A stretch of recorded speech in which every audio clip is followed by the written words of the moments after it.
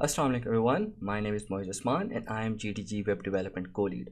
In this particular session or tutorial or video, whatever you want to call it, we are going to make two little projects of HTML, CSS and JavaScript. The complexity for the first project is going to be very easy. It's like the first project is going to be around for 20 minutes. And the project number 2 is going to be a little more complex, where we'll be trying to query some, or not particularly query, but particularly fetching some data from an API endpoint and actually displaying it on the screen. So the first project that we are going to make is particularly a background color changer. So let me quickly show you what I'm trying to say. So imagine we have a screen. Just let me take a screen. Just give me a moment. Okay, so let's say we have a screen right here. So the very first step that we are going to have is a button in right center of the screen. This button will say something like new color. Okay, and every time you click on this particular button, the new color, the background color of the body or the background color will change randomly. So what the project is, whenever I will click the new color button, the background color will change to some random color. So for first time, the background color can be yellow. The second time it can be green. The third time it can be blue. So whatever a random color will be generated. So I think so you should have understood the flow of what we are going to try to make. So let's try to make it up. So the very first step that we are going to take is obviously set up our VS Code. So just give me a second, open up a folder. So I will set up the web bootcamp. Yes, I trust the authors, and let's create a new particular folder here named 2. Okay, so just give me a second. Just let me open it up again. Okay, so a new window. Okay, so here we are again. So the very first step, open up a folder. So web bootcamp, and inside we'll stack the second folder, open it up. Okay, so the very first step that we are going to make as usual is to create the index HTML file. So create an index HTML file, index.html. Okay, so what's happening around index.html. Got that. So index file is created. Just let me quickly write the boilerplate code. What's the shortcut? Shift and exclamation mark. Just press enter and the boilerplate code is written. So just run it up on the browser. So I will just press go live. So just starting it up, and it should open in Safari, but I would like to open it up in Chrome. So just give me a second. Okay, so again, Chrome new window.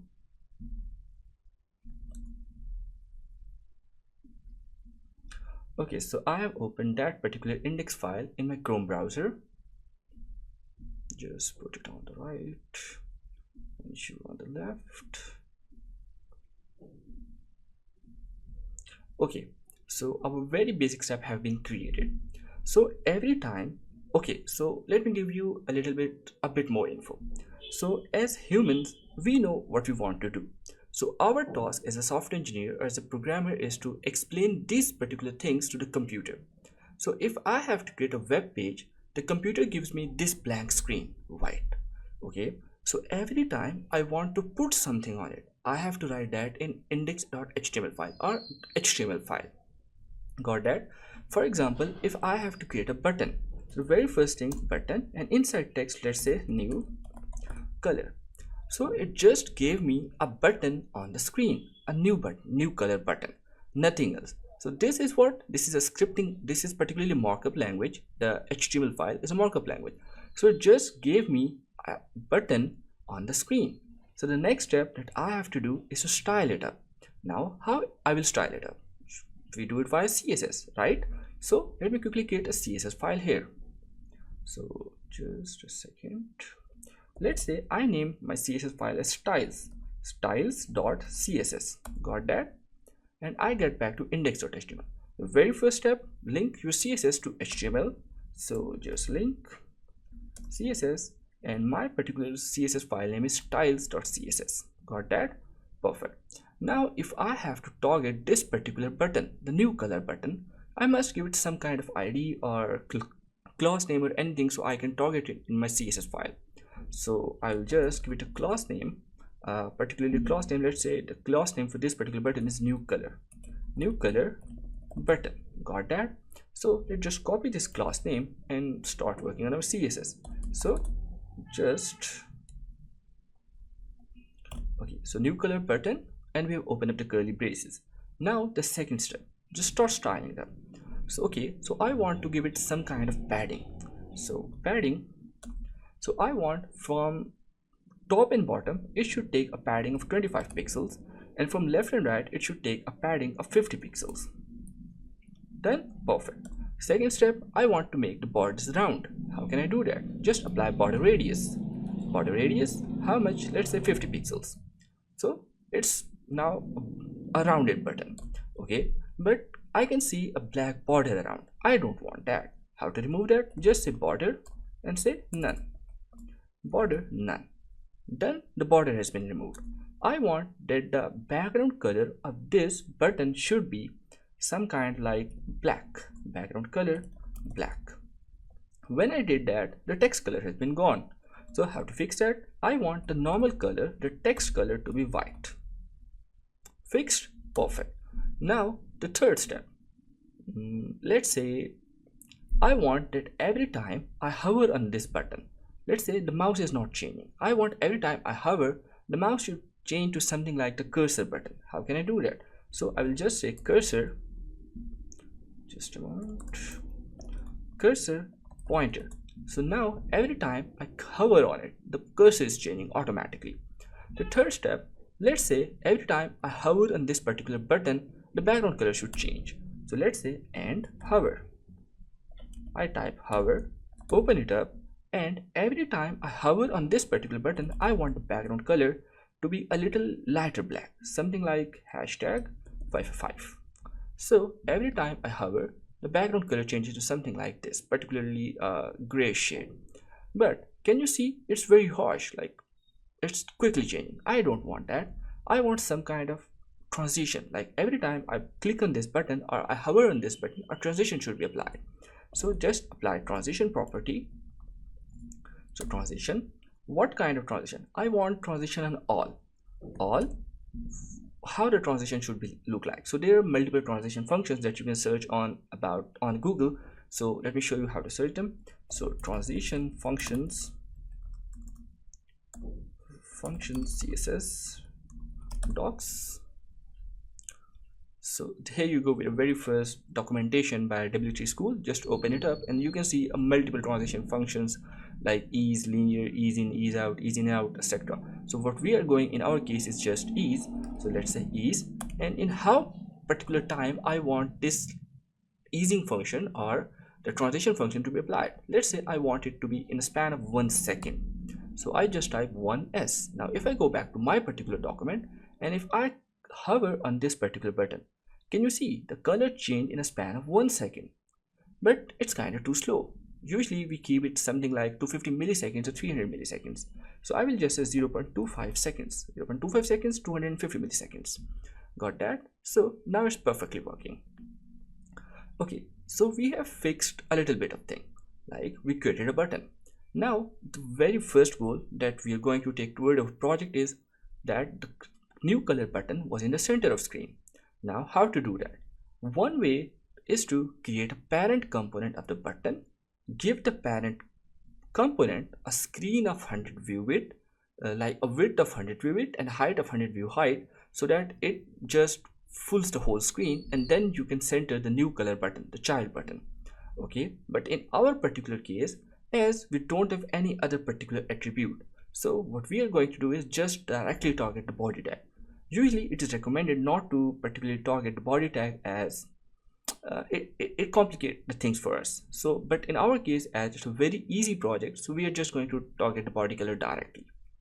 So to quickly show you what I meant, so I will just target body, open it up. If I say background color red, now can you see that the background color for the body has been gone to red?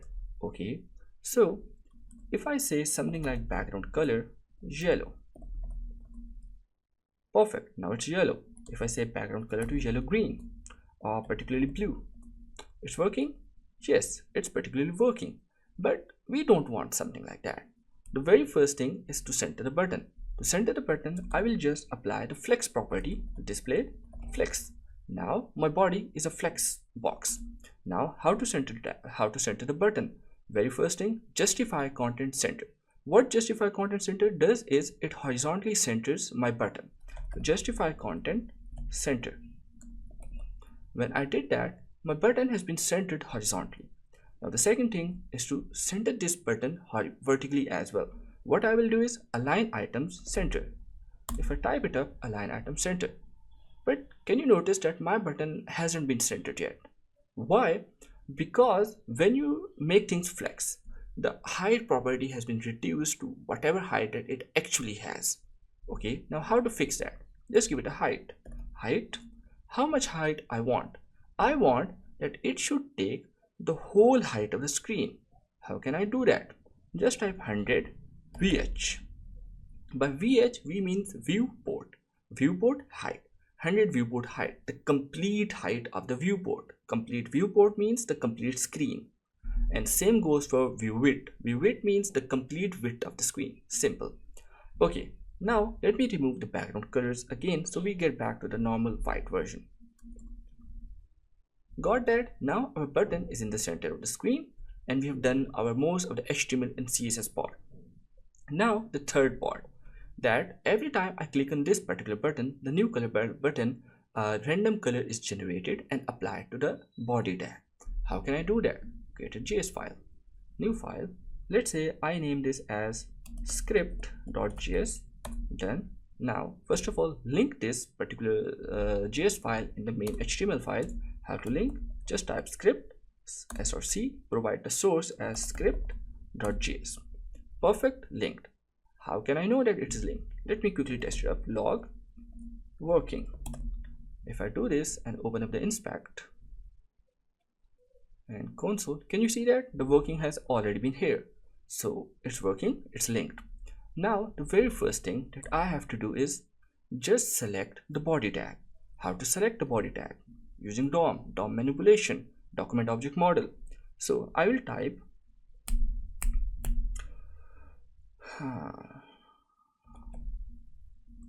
just a second.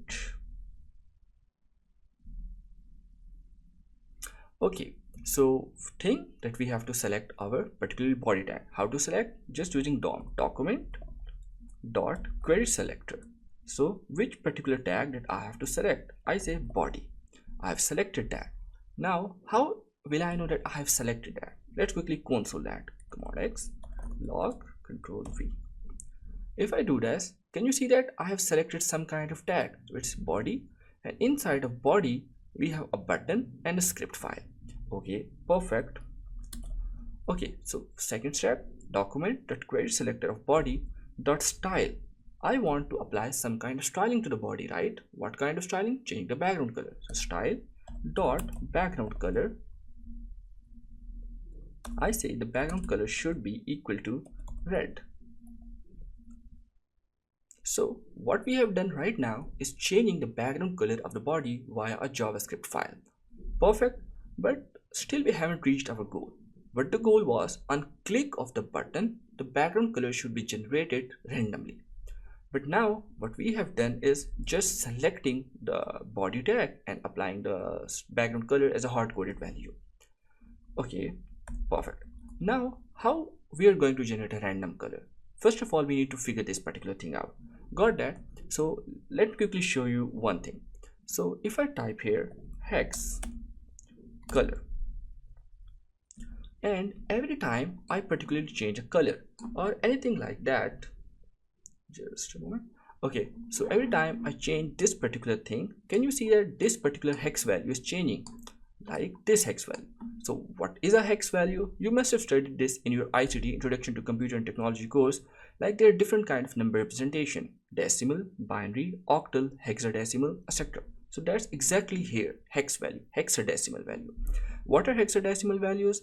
0, 1, 2, 3, 4, 5, 6, 7, 8, 9, A, B, C, D, E, F, the 16 characters particularly. So these are our hexadecimal values, the number of representation of different colors, like hex colors. So I want to select or write some kind of function that just generates this particular random string for me. Got that? Now, how should I do that? Write a function. How should I write a function for this?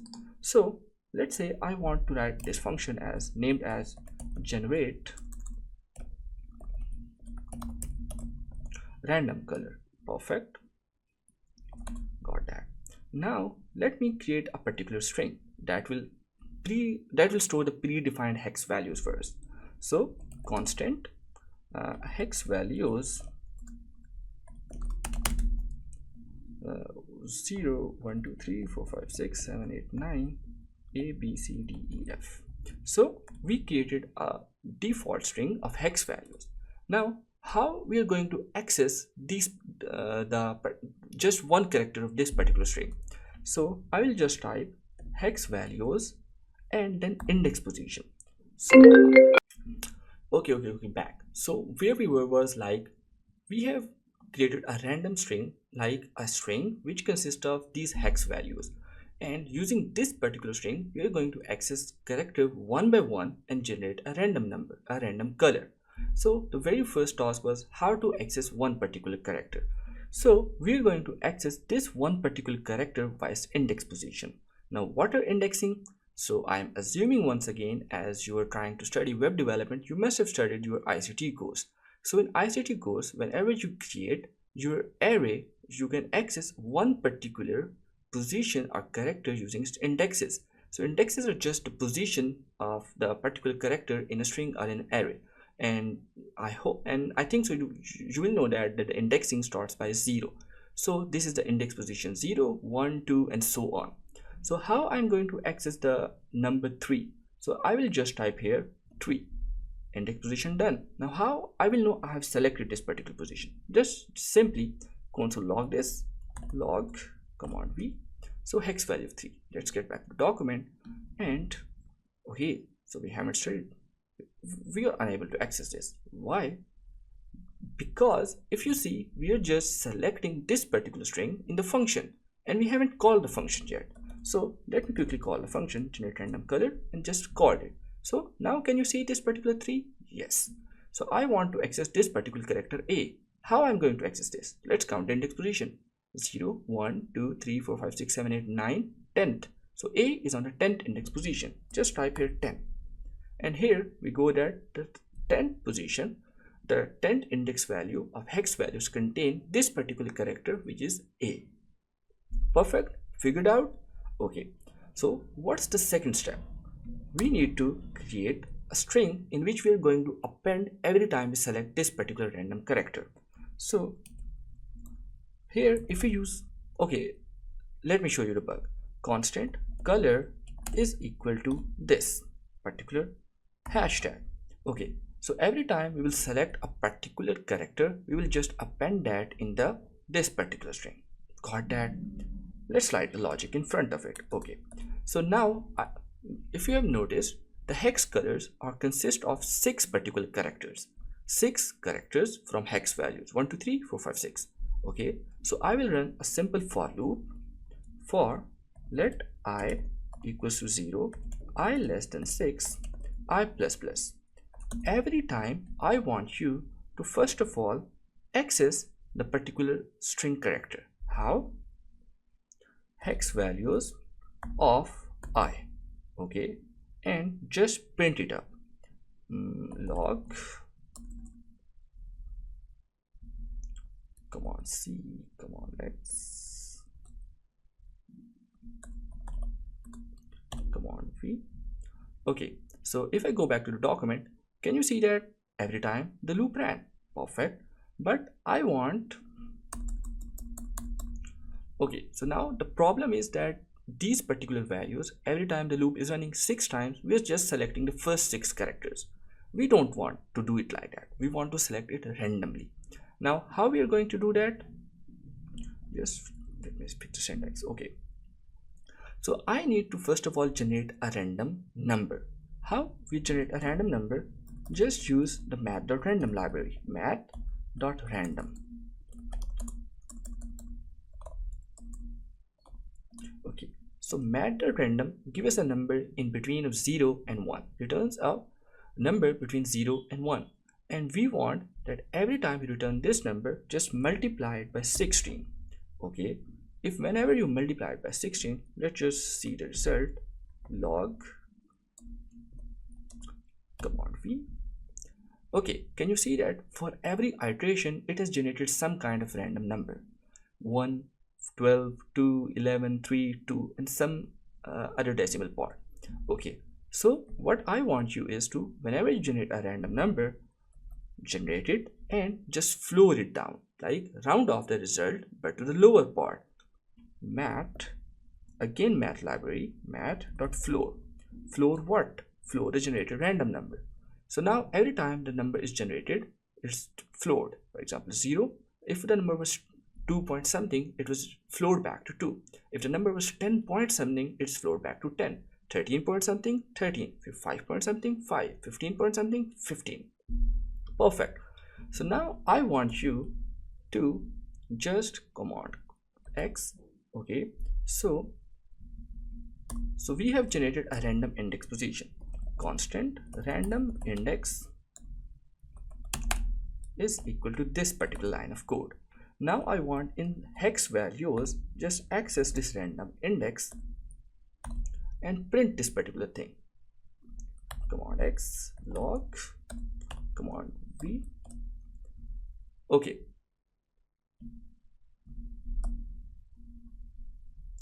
perfect. So every time we have generated a random particular character, 6, 9, B, D, E, F. How? We just generate a random index. Using that index, we access a particular character from the main string. Perfect. Figured out. Done. Now instead of printing, just append this particular color. So I will just say command X. I will just say color plus equals to this particular string. Now we got into an error. What error? Uncaught type error, assignment to constant variable. That's what the bug initially I was talking about. Here we have declared the color as a constant variable. So whenever we declare a constant, it is constant, can't be changed. So how to fix? Just put let here. When you put it let, done. So after the for loop, let's say I want to print that particular color. What color? The above color. If I did that, so can you see that a particular random color has been generated? If I refresh the screen, every time I refresh, a new color has been generated because this function reran. But instead of just printing on the screen, we will just return this particular color. Return color. Then, so every time the color has been returned.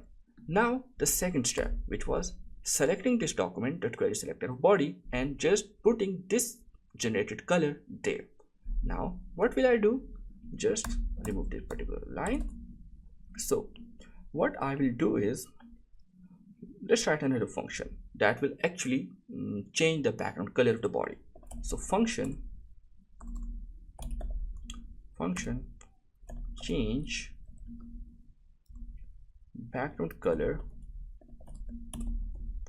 of body. Perfect. So I say you do what? You do what?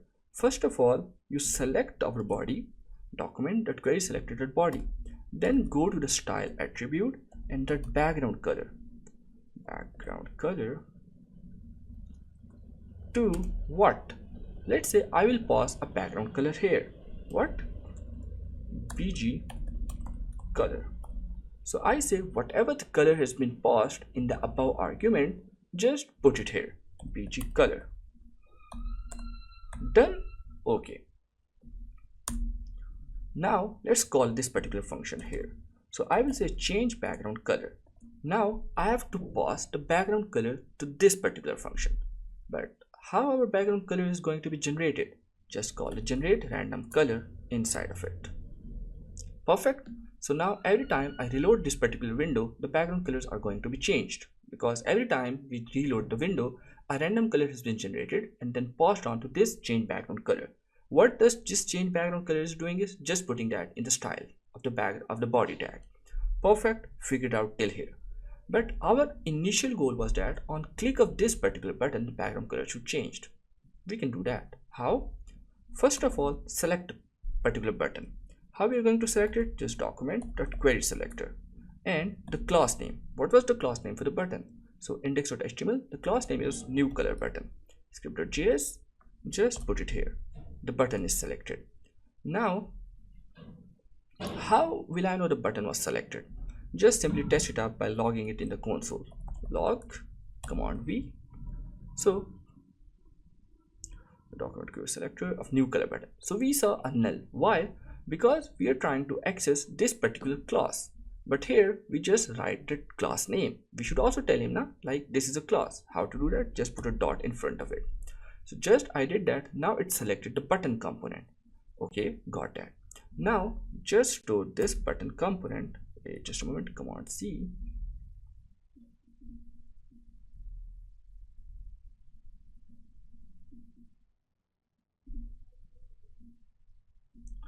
Command X. Okay, so constant new color button is equal to command V. So we selected the particular button and stored the result in this new color button. Now I want to add a listener to it. What do I mean by listener? So I want to attach a click event list on it. So every time I click on this particular button, some output should be performed or some action should be performed. To do this kind of stuff, we particularly use event listeners. So let me quickly show you how it is done, then I will explain it a bit more. So just get back to it. So I will just say new color button dot add an event listener. Okay, perfect. What kind of event listener I want to add? A click type of event listener. Okay, but what I want to do whenever a click is happened on the button, I just want you to run this particular function. So this is an arrow function. Okay, so every time I click on this particular button, this function should be run. This function should be run. Like if I have written a console log inside statement, let's say I ran. Okay, so now every time I click on this particular button, I ran is running. It's like you can see by the number, it's 9, now it's 10, 11, 12, 13, 14. So every time I click on this particular function, this particular button, this particular function is running. But here we want that every time we click on this particular button, this logic, the generating of background color and changing it inside the body should happen. So just command X this, like control X this, and put it here. Perfect. Now if I reload the screen, it's just a white screen. Now every time I click on this particular button, new background color has been generated. Exactly, that's what we wanted. New color, new color, new color, new color, new color, new color. Perfect, done. Easy peasy.